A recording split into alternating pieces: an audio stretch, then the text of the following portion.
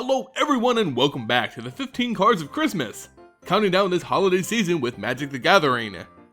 If you watched yesterday's video, you know I was involved in a reindeer collision, causing me substantial bodily harm. Good news is that Santa offered me a generous settlement. Bad news, I'm recording this in a weakened state.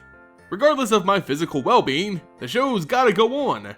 Let's grab ourselves another gift and see what today's topic is.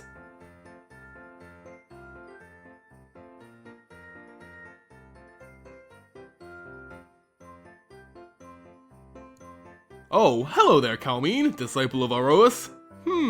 Giant soldier, eh? Well, I guess if you're gonna do Commander 2015, you may as well go big or go home. Typically, giants are rather slow and brutish creatures, but this card tells the tale of a much more disciplined specimen. Most giants throughout the multiverse are nothing more than larger, stupider humans, packing a lot of punch but almost no reasoning power. On Theros, giants are much of the same, foregoing strategy and training for pure brute force. Unlike other giants, those of Theros attribute their power to the land itself, being granted strength via the different gods of the plane. Unlike other species on Theros, no one god claims ownership over the giants.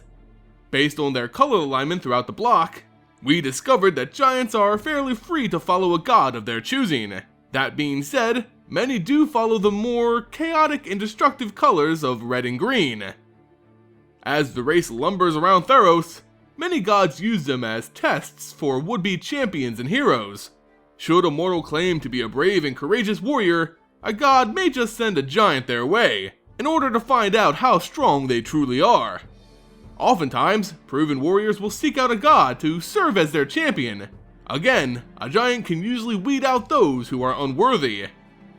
Though gods may see them as a valuable tool in this regard, it doesn't change the fact that many are just oafs who lack any type of real combative training. So long as they get their power from the land itself, many seem content. That is, with a few noticeable exceptions. One being the giant named Kalemne, who was unsatisfied with the unstructured power granted to her by merely being a giant. She wanted something more. She wanted to train in the art of fighting and warfare, to become a true champion. In this, she turned to the god of victory, Iroas. Iroas is associated with red and white mana and is known as the god of victory. It usually takes the form of a centaur, although its bottom half is that of a bull rather than a horse, which is more common in that species. Being the god of honor and victory in war, Iroas governs personal glory, valor, and bravery in battle, while also governing over warfare in general. This god has a twin brother, known to be his direct opposite, Mogis, the god of slaughter. Mogis governs over all which is dark relating to warfare, including needless killings of innocent, pillaging, and brutal sieges. Kalemne sought Iroas in her quest to master the art of fighting. As the god's disciple, she no longer drew her strength from the land, but instead drew it from her own training.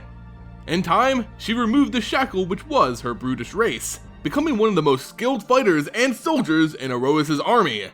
Now, despite her size, Kalemne skillfully leads troops of fellow giants, superhumans, dragons, and even angels to glorious triumphant victories in Iroas' name. Ah, Kalemne, you've certainly done a lot for giant kind, changing stereotypes and bettering your people's position in MTG. That alone grants you a spot on my Christmas tree.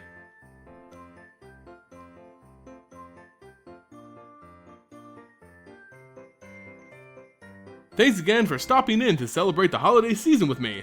I'd also like to thank the kind staff over at my local hospital for patching me up. In any case, join me tomorrow as we go over a particularly important elf shaman from Alara. As always, thank you all for watching and I'll see you next time. Hey guys, Simon here, just letting you know if you liked the video, you can support future content by liking it and sharing it with your friends. You can also support this channel by visiting my sponsors over at abugames.com. abugames.com is a leading online store for all things MTG, and without them, this series wouldn't be possible. You may even consider following me on social media or becoming a patron on Patreon. Through those means, you can stay up to date with the channel along with gaining access to special events and giveaways. You can find those links in the description below. Regardless, I wish you all a happy and safe holiday season.